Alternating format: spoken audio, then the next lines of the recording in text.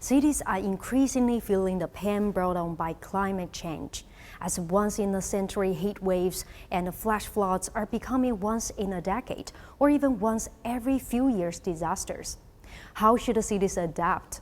At COP27, the biggest and most important climate-related conference currently underway in the Egyptian coastal resort of Sharm el-Sheikh, a global plan to help the world's poorest communities withstand global warming has been launched, including a plan to improve resilience in 559 cities worldwide. In China, Professor Kongjian has been working to improve Chinese cities' resilience for years. Does he believe that our cities are fully prepared? You've been working on so many projects in so many cities, both at home and abroad, to improve their resilience in the face of extreme weather events, such as floods. So what's your underlying philosophy? Can you share with us? My philosophy is that the infrastructure, the city we build today is totally non-resilient. There's no resilience at all. We depend on the gray infrastructure, which is made of concrete, steel, pipes, pump system. And so our city is based on energy-consuming industrial technologies. That cause another problem, which is climate change.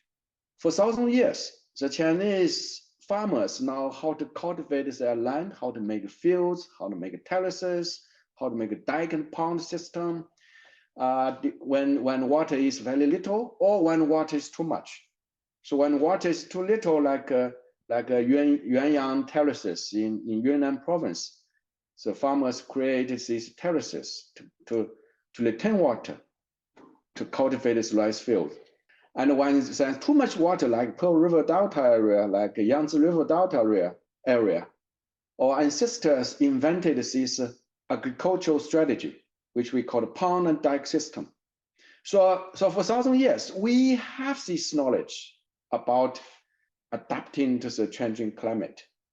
So now we have to let the world know that the knowledge which being gained in our country or in our monsoon region now become useful to solve today's problem, which I would call the revival of the ancient wisdom. But certainly we need to upgrade it. We need to make wise use of those nature-based, that's important, nature-based solution to deal with climate change. So the whole idea here as a philosophy is nature-based solution and revival of the ancient wisdom to solve today's problem of climate change. How has the mindset of Chinese urban planners changed in recent years? What do you think about all these changes? Well, I think there's a huge change also for urban planners in China and even for the profession. The Chinese government really understands that ecology need to go first. Nature should be first. So we call it ecological-based planning.